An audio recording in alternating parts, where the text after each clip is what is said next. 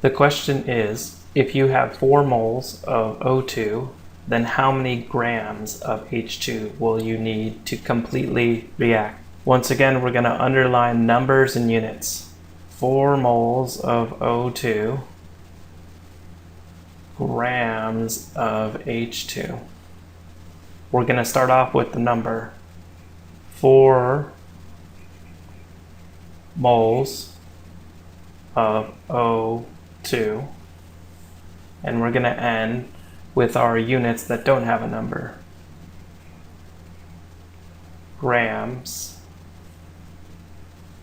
of H2. We're going to set up our conversions. How many conversions do we need? Let's check our conversion map. We're going to be starting here. Moles of A is the moles of oxygen here. We're going to end with a different chemical.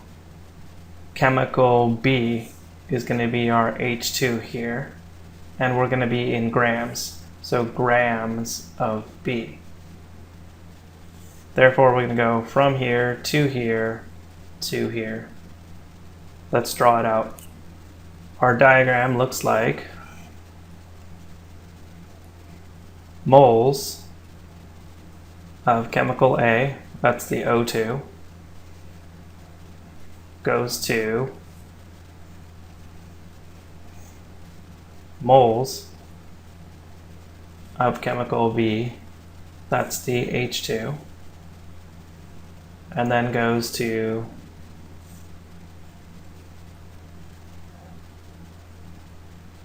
grams of chemical B. How many conversions do we have? How many arrows do we have? We have 1, 2 arrows between our blocks.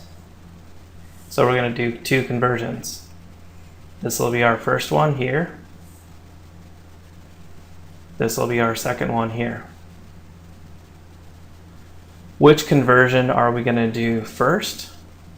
We're going to go between the moles of A and the moles of B. That conversion is what they call the mole ratio,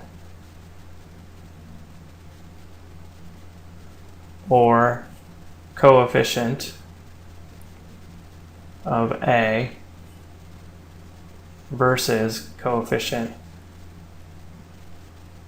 of B.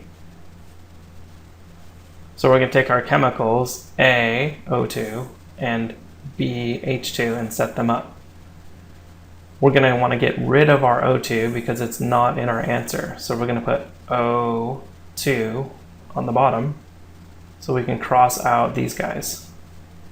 And we want in our answer H2. H2 at the top. Now we look at the numbers in front of these. In our chemical equation, O2 has in front of it a 1. So we're going to put a 1 in front of our O2. H2 has in front of it a 2. So we're going to put a 2 in front of our H2. Now what units do we have? We have moles of H2. Well, that doesn't match our answer yet. We want grams of H2. The H2's match, so we got that. Now we just have to change the moles into grams. How do we do that? We go from moles of B to grams of B through the molar mass.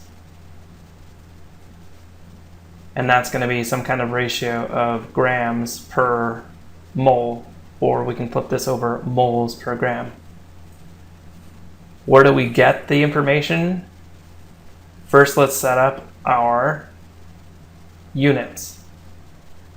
We want to get rid of moles, and we want to be left with grams.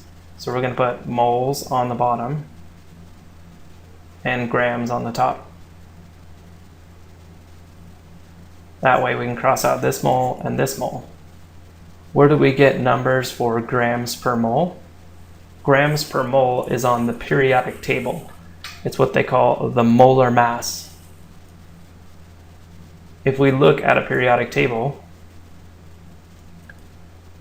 we're going to look at the molar masses being on the bottom, also called atomic masses. So each box on the bottom is going to have the number for the molar mass, and it literally reads grams per mole. That means whatever number we get off here will go in front of our grams, and then it'll always be per 1 mole. So which chemicals should we look at? Well, we're doing the molar mass of our chemical B, which is our H2. Another way to look at it is H2 is the only chemical that we have left, which units are not crossed out in this equation. So we're going to do the molar mass of H2. If we look at the molar mass of 1 hydrogen, it's about 1.008, or about 1. So if we have 2 hydrogens, we're going to multiply that by 2. H2 is 2 grams, and it's always per 1 mole.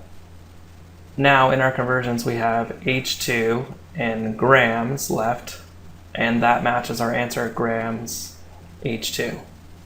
So we're ready to calculate. We do 4 times 2 divided by 1 times 2 divided by 1. I'm going to leave out the divided by 1 and just do 4 times 2 times 2. 4 times 2 is 8. 8 times 2 is 16. So it's going to be 16 grams of H2. That'll be my final answer.